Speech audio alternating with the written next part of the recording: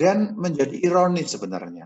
Ironisnya kenapa, saudara-saudari? Ironisnya itu karena justru bangsa yang terpilih, yang dipanggil Tuhan keluar dari tanah perbudakan, sekarang memasuki kembali tanah perbudakan. Ini kan ironis.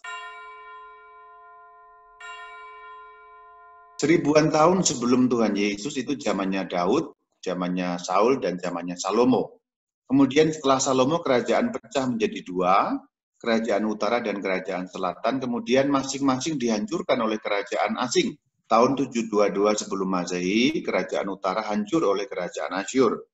Kemudian 586 sebelum Masehi, kerajaan selatan itu hancur oleh kerajaan Babel. Ini latar belakangnya seperti itu. Saul, Daud, Salomo memimpin satu kerajaan. Kemudian yang menggantikan menjadi raja itu anaknya Salomo yang bernama Rehabeam, yang bagian atas. Orang di utara, yaitu kaum Israel, itu memberontak di bawah kepemimpinan Yerobeam. Namanya mirip. Nah, yang dilakukan oleh orang utara itu seperti apa? Nah, diceritakan dalam 1 Raja-Raja 12. Maka raja, ini Raja Yerobeam, membuat dua anak lembu jantan dari emas. Ia berkata, "Hai Israel, lihatlah sekarang Allah-Allahmu," dan seterusnya.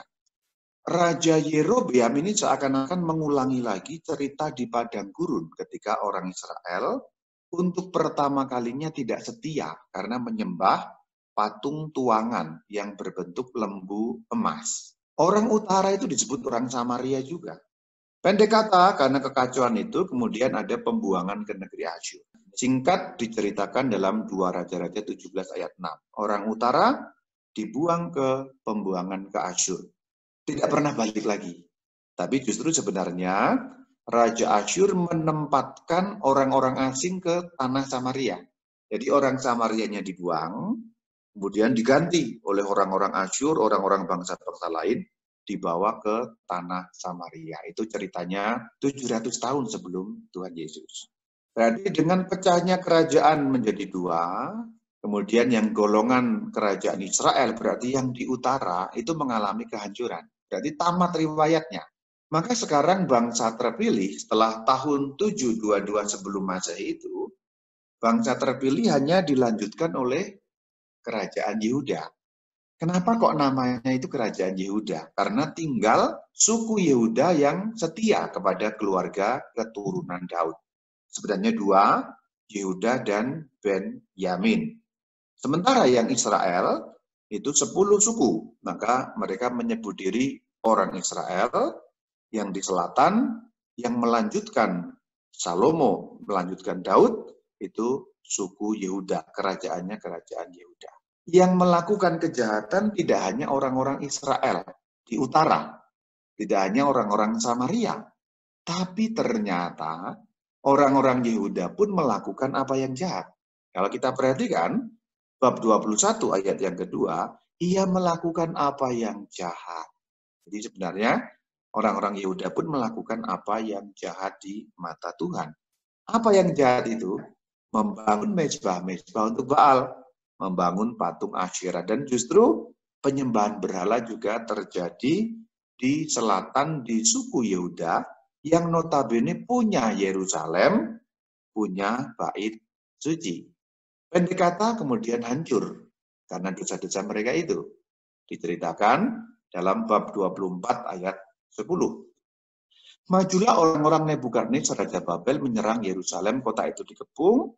Juga Nebukadnezar Raja Babel datang menyerang kota itu. 586 sebelum Masehi. Kemudian ayat 14, Nebukadnezar membuang seluruh penduduk Yerusalem ke dalam pembuangan. Raja Babel mengangkat raja boneka. Raja boneka maksudnya raja tapi di bawah kepemimpinan Babel. Namanya Zedekiah. Nama aslinya Mataniah. Matanya, kalau dalam bahasa Indonesia diterjemahkan matanya. Kalau dalam bahasa Ibrani Matanyah. Tapi mengganti namanya menjadi Zedekiah. Akhirnya berontak juga, dihancurkan setelah pasukan Babel menyerbu sehingga kerajaan hancur, Yerusalem hancur, bait suci dijarah. Nah, ini ceritanya. Nebuzaradan, kepala pasukan pengawal Babel, pergi ke Yerusalem menyerang. rumah Tuhan dibakar, rumah raja dibakar, semua rumah di Yerusalem dibakar.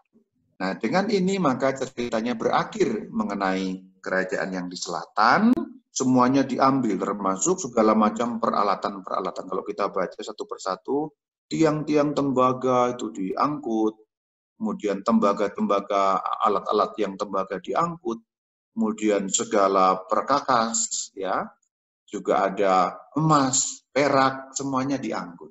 Jadi intinya adalah kotanya dihancurkan, rumah Tuhan di Yerusalem dihancurkan, rumah raja dihancurkan, seluruh rumah rakyat juga dihancurkan. Semuanya habis. Israel habis, Yehuda habis. Kerajaannya hancur dan mereka hidup di pembuangan. Ini suatu tragedi yang besar karena betul-betul tidak ada lagi yang melanjutkan, boleh dikatakan, kerajaan yang dulunya jaya dan umat yang terpilih itu. Karena semuanya sudah hancur, bahkan orang-orang di pembuangan. Ini kan seperti mengulangi lagi mereka di Mesir ya.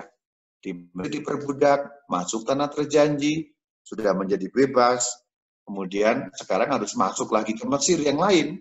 Mesir yang lain itu maksudnya dalam arti kiasan, tetapi berarti di negeri asing dan bukan menjadi orang bebas di tanahnya sendiri. Jadi terulang lagi ceritanya sebenarnya.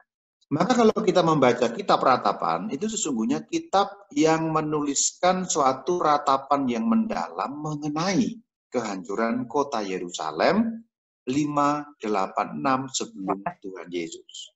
Jadi pada garis besarnya adalah orang Israel sebagai bangsa terpilih, itu mereka seperti kehilangan segala-galanya dan menjadi ironis sebenarnya.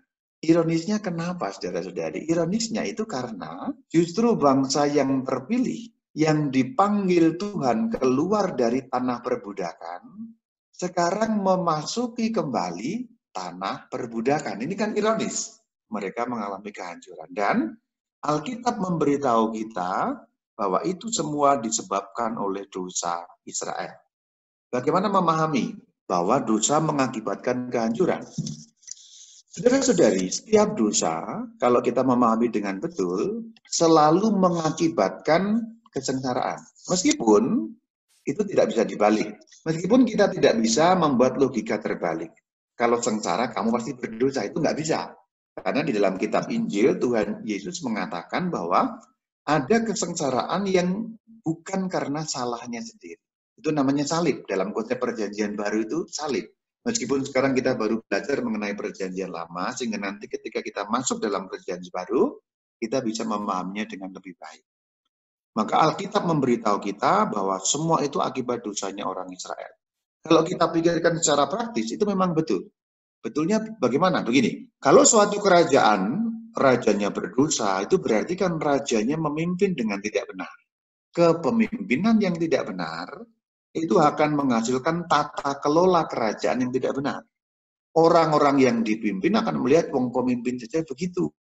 Kalau sudah begitu, orang-orang akan mencari kepentingannya sendiri. Maka sangat mudah boleh dikatakan korupsi, tidak mementingkan negara, tapi mementingkan masing-masing.